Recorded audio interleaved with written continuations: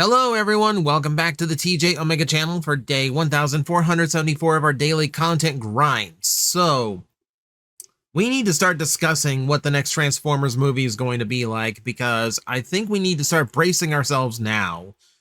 Now, we've already talked about this in the past. We did a whole video when it was announced that Michael Bay would be coming back to the franchise.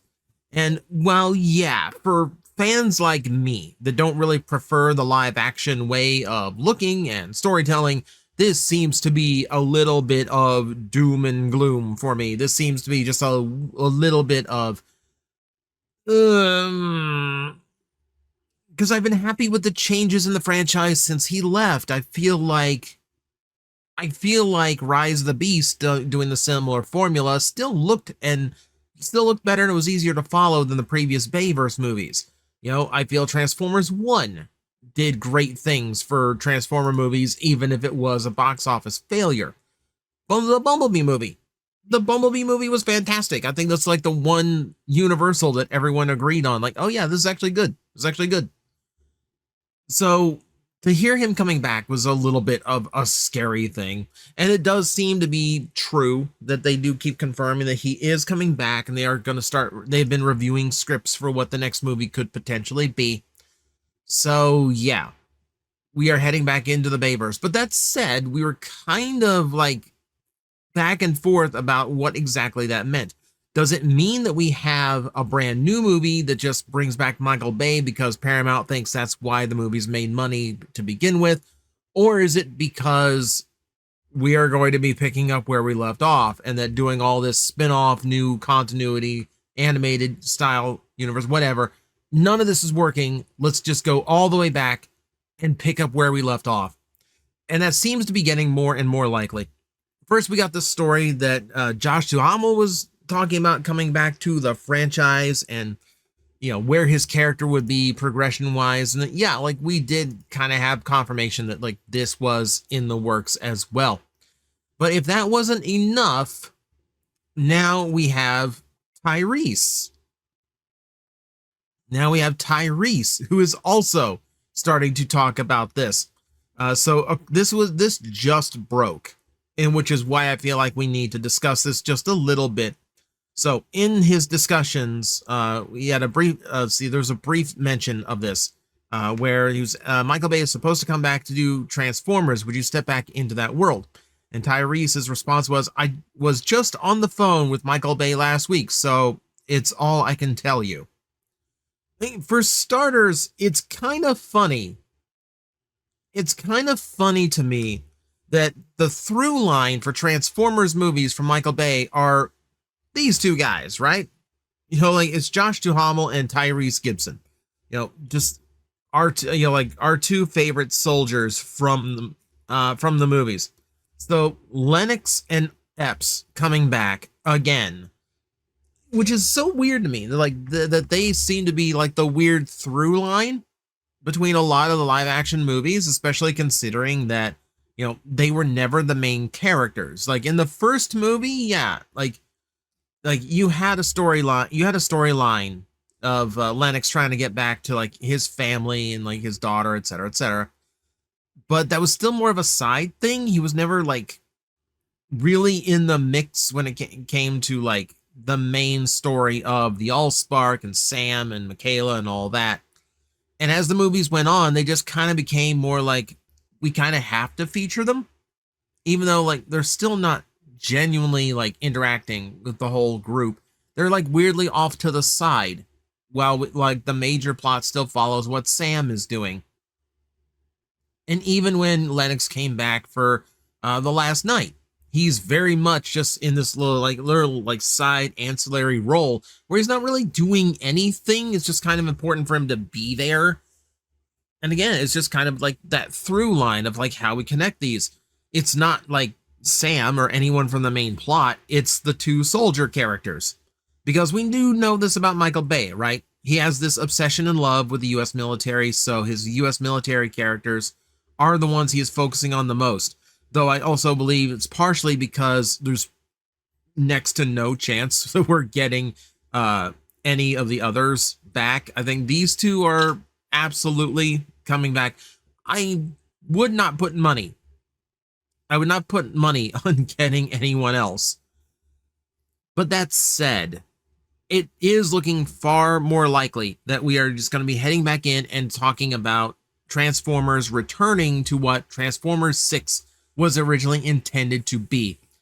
And that does leave us with a lot of things to discuss. Now, me personally, I'd rather just reboot the entire thing, right? Like, I really prefer to just start over from scratch. Don't ask someone to watch 5 movies to figure out where this new movie is storyline-wise, and don't ask somebody to figure out where things like Bumblebee and Rise of the Beasts and Transformers 1 fall into line, because Bonaventura is going to tell you that all of them are in canon somehow, even when logic and reason and their own storylines dictate otherwise. But it's a lot to ask someone to wade through the existence of what the Transformer live-action movies are, to then tell them, hey, there's a new one coming out. Well, what am I supposed to do? It's like jumping into the middle of like World of Warcraft right now, or like, and just like having no idea what any of the expansions have been. And I don't even mean starting at the beginning. I mean like literally starting like right in the middle of like the main game storyline, and then being told, well, there's all these other spin-offs and things, and then there's Classic, which is a whole other thing, etc., etc., etc., etc. It's lunacy. It's lunacy. Like, we are approaching 20 years of these movies existing. To ask someone to wade through that to watch another Michael Bay Transformers movie with no little roadmap and Bonaventura being no help whatsoever is absurd. It is like literally crazy to go back and like do the sequel 2 reboots ago. But that said, let's examine just a little, let's talk some of the pitfalls here and like what we need to do when this new movie comes up, if they're going back to Transformers 6. So one of your problems is the fact that Earth's kind of boned. Did we forget about that? We discussed this in the past. This is a good opportunity to bring it up now. You can't have that. You cannot have this. You cannot have a planetary body the size of this Cybertron this close to orbit on Earth, because this will cause catastrophic devastation. You know how the moon, the gravitational pull of the moon, is the reason we have tides? Well, now there is a gigantic planetoid that dwarfs the moon even closer to orbit than to Earth than it. It is actually coming in contact with the Earth in some portions. And also it's metal. It's way more dense than the moon is, meaning more gravitational force, meaning this is even worse. I said it before with when I reviewed The Last Night. We basically watched Armageddon happen. We just cut to credits before we started seeing the effects of it, and we pretended as if this scene is some like heroic farewell shot and not what it actually is, which is the Earth is screwed. Like, Quintessa may not have successfully revitalized Cybertron with Earth's energy, but she did destroy Earth. This will destroy the planet. So there is that. There is that. It's still such a weird place to leave off. Like, and to pretend that it's okay, I think, is even weirder than that. We also have to face the fact that this is the cast of Autobots still. And I think fans are like in universal agreement at this point, or at least the ones I talk to. The ones I talk to, where this kind of feel like this might be like the worst cast of Autobots we've ever had. All of them are jerks. All of them are a-holes in their own special way. Like, I kind of like Hound, but he is very gruff and very rough around the edges, you know, and John Goodman does not know how to voice act, so a lot of the lines come up a little flat at times. You've got Crosshairs, who is just an egotistical jerk. Like, I do not find him likable in the least. You have Drift, who is way too eager to be aggressive, as well as being just loaded with cultural stereotypes because he likes Japan. It's not a very likable crowd. And this is on top of like the movie Optimus Prime, who is a psychopath. And we've acknowledged that a long time ago. So we're still stuck with this crew. And because of the way the movies have been written, we are literally stuck with this crew because they dedicated 2 movies to hunting down and murdering other Transformers. Meaning there's not a whole lot of Autobots lying around that they can just pull out of the woodworks and add to the roster. So you'd have to have the loopholes you'd have to jump through in order to completely recast the Autobots. So it's literally just Optimus, Megatron, Optimus, Bumblebee, and then a whole bunch of characters you might actually like is going to be a little bit ridiculous. Aside from the fact that you have to explain where these characters went to for the people who do like them as characters. You know, I personally think it's a really bad group of characters, but you know, that's just me. You have to deal with the Unicron plot. And this is the hardest thing I think you'd have to figure out. It's like, number one, we've seen this plot twist before. Earth is Unicron. Transformers Prime pulled it off. And I think I don't know what the live action movies are going to do to pull it off better than what Prime did. But I don't see how this is going to be conveyed well. I feel like you'd almost have to have an entire movie that is about reaching the core of Unicron, which will be visually interesting if Unicron is filled with like different hemispheres and different binomes somehow. But I feel like it's just going to look like a technological mess, and it's either caves or metal caves. That would basically be your visual. So that's probably not going to be it, but like, you know where Unicron is. You see where his spikes are coming up in the desert. So it's not like, and it's where we left off in the last movie. So it's not like there's even like some weird mystery to it. Like Unicron's right there. So how do you write an entire like 2.5-hour movie when you already know where Unicron is and you already know what he's going, you know, like where you're going to have to confront him? There's going to be a MacGuffin, isn't there? That's what it's going to be. Now, they have the staff from the previous villain. They didn't destroy it like they did all the other MacGuffins throughout all of these movies.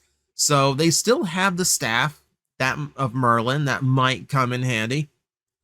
But you know how these movies work. You're going to see some kind of MacGuffin from Cybertron that long since buried, that is going to be the key to defeating Unicron. And all I'm really sure of is it ain't going to be the Matrix of Leadership. You know, it is not the Well of the Allsparks that it was in later fictions. It is not like the combined wisdom of all of the ancient Autobot leaders over the course of 11 million years like it is in the original cartoon. It's a key. The Matrix of Leadership in this movie is a key. It has enough energon in it to revitalize, you know, a dying Transformer. We acknowledge that. But it doesn't have any mystical powers. It can't, like, eliminate entire giant planetoid Transformers. You know, nothing has indicated that it's that powerful, because once they did away with it once they used it for movie 2, it briefly comes up as just a bauble in movie 3, and then no one ever mentions it anymore.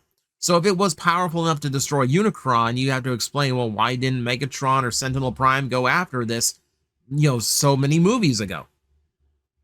So I don't feel like the Matrix is going to be the thing to beat Unicron this time, unless we do some weird chosen one narrative, and I don't think you're going to do it with French Hot Rod. What do you do with Quintessa? She's one of the most poorly defined villains I've ever seen in Transformers. On one hand, she claims to be the one who created the Transformer race and Cybertron itself. So she would be the one who created the cube. Not that we've seen the cube. It would be great to show if Quintessa would actually, you know, make a new Allspark cube, because that's kind of how this whole movie franchise started getting doom and gloom.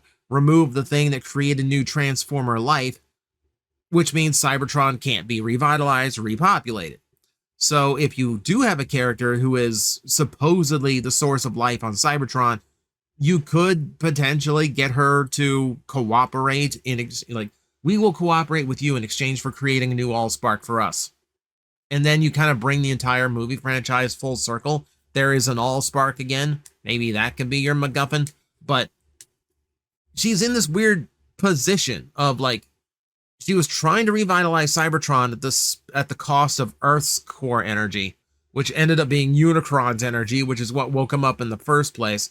And now she wants to kill Unicron. The way she might go about that could potentially destroy Earth, because she didn't care about destroying Earth when it came to bringing Cybertron close enough to absorb energy into it. So there is that to think about. So it's weird. It's like she might have a different approach. She might be even a worse villain, or she might be potentially an unlikely ally type character. But she's so ill-defined, it's very hard to figure out what her actual motives are, or if she really is even the creator of Cybertronian life in this fiction. So no idea what Quintessa is going to be about, but she is a lingering plot thread. If we go to a movie 6 in that franchise, we're going to have to throw her back in. And then there's the big one for me, which is Megatron himself. I am sorry, the live-action Megatron is one of the worst Megatrons I've ever seen. In every single movie outside of the first one, he is an underling to somebody else, whether it's, the Fallen or Sentinel Prime or Kelsey Grammer. Or, in The Last Night, it was Quintessa. He's always serving under somebody else, which undermines his threat. But he is still alive. He's presumably there with Barricade. Barricade's the only one who ever survives these movies as a Decepticon. Then that also brings up a problem. For the same reason why this fiction is not going to have a whole lot of Autobots lying around, there's also, we don't have a whole lot of Decepticons either. Like, they've been killed off in mass numbers, either by Autobots at the end of successful movies, or because of, things like Cemetery Wind going after them. Which also brings up the point of the Earth still kind of hates Transformers, so you still have the entirety of Earth to deal with. So where does that put, where does that put our familiar soldiers? Where does that put Lennox and Epps? How do they play into it when they know the Autobots are the good guys and the Decepticons are the bad guys, but the rest of the world refuses to acknowledge that? So what do you even do? Like, Megatron has one soldier left. And it's not like years can go by. Like, they left it off as Unicron was awakening and Cybertron was way too close to Earth for comfort. So what do? Like, this has to pick up immediately after the 5th movie. So the only thing in my head is like, is this the moment where they team up? Because here's the thing. Even if Transformers 1 was a flop, it is a movie that's going to establish an origin story for a lot of people when it comes to Transformers, including a lot of the live-action moviegoers. They're going to know that Optimus and Megatron do have a past where they were friends. So the idea of Optimus and Megatron joining forces to defeat Unicron would play into that, and it would play into that expectation. You have that to factor in, and it's long overdue, because it would actually present something different in the plot. But we know that this should have been how the 3rd movie ended. The novel ended the 3rd movie this way, and it's a far better story for it. But the live action movies, like, yeah, I think Optimus needs to act like Optimus and like put aggressions aside and actually, do what it takes to stop the greater threat here. And that would be, yeah, let's work together here on this one. Because Unicron's supposed to be a threat where everyone just kind of sets guns down and go like, wait, let's not fight amongst ourselves, because this guy's going to kill us all if we don't do something about him. So this would be the movie to do it. I don't have a lot of confidence in Michael Bay pulling it off, but this would be the movie to do it. So yeah, those are just kind of the thoughts going through my brain today. We are putting back the usual cast of characters. And at the very least, I really hope that after playing second banana to the main storyline in all of these different movies, I really actually do hope that these two do get to be the starting character. I would actually be more on board with of Transformers 6 if I actually got to see like Josh Duhamel and Tyrese, if they actually got to be the main heroes this time. I feel like after so many movies just being like the soldiers that handle the grunt work, while Sam goes off and handles everything else, I feel like they've earned it.